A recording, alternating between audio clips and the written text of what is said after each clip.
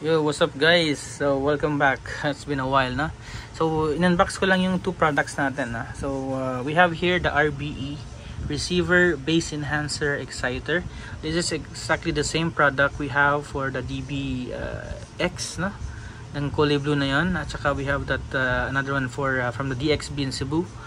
Exactly the same product, no? Rebrand lang natin sa ating name. But we'll give you the much better price. Okay? So for the RBE natin, this is Bluetooth, no? It has Bluetooth, it has USB, it has optical auxiliary connection, and ito yung kanyang tawag dyan, control settings para sa kanyang mga input source sa audio niya. And then we have the USB here. Okay, so for channel 1, ito yung settings. Channel 2, ito yung settings sa kanyang MIDI. And ang sub naman niya is this one here. So we have here the frequency crossover, this side, and the volume for the bass. So I think you're already familiar with the alam nyo na yung kung paano ginagamit ang bass enhancer, para saan siya, at ang exciter, no? So yung exciter natin, pampaganda ng kalansing, ng dynamics.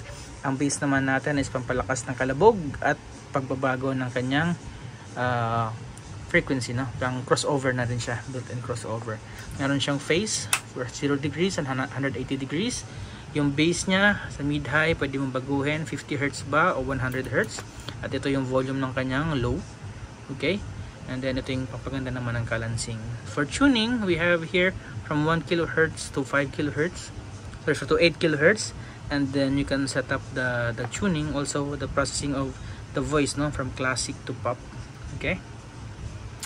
Same as to this side. So this is only the channel 1. You can also bypass this. Kung gusto nyo lang umilaw-ilaw, you can bypass the settings here. So for channel 1, ito yung volume niya. Meron siyang indicator light, no? Tulad sa may padon amplifier. You can see the volume knob, no? Has the lights, LED lights. Kahit madilim sa setup nyo, pwede nyo makita kung saan yung volume nyo. You have also indicator here na may pumapasok na signal. Same goes to the channel 2. So also, no, we have here the spectrum for mid-high left, mid-high right, and for the sub. Okay, so yun yung setup niya. Now for the other one, we have here the graphic equalizer GEQ. Okay, so ito yung volume knob niya. We have a USB interface para naman i-connect natin siya sa ating computer. Pwede natin baguhin yung kanyang EQ for both channel 1 and channel 2 through this PC USB interface. The problem is wala akong CD-ROM na available for the software, pero itatag ko yung isang YouTuber na nag-review na nito. Meron isang supplier nito from China, which is around 5,700 pesos. In DXB naman ito nasa 5,999. So this one, the price for the GEQ is 4,395. And ang ating bass enhancer natin o yung RBE natin is 3,195. 3,195 pesos, and this is 4,395. Again, this one is 5,700 pag binili nyo sa Lazada from China. Wala pa to sa Philippines, no? Ako pa lang yung nagdala nito. May iba't ibang klaseng spectrum analyzer. Meron DB-X, may DXB, diba, na magkakaiba yung tawag yan, ito. Ayan sila. Yeah. But for me, medyo advanced ito kasi nga meron siyang USB interface at kaya mong baguhin yung channel 1, channel 2 niya na magkaiba yung EQ niya, unlike sa DXB na kung ano yung sa channel 1 mo, yun na rin yung channel 2 mo na EQ settings. Meron itong noise control, okay? Meron siyang noise reduction, meron siyang unlimited na save paggamit ka ng computer, no? So kung palipat-lipat ka ng hotels, and then every Monday dun ka sa isang hotel, every Tuesday dun ka sa isang hotel, so you can save the settings for your EQ in our GEQ.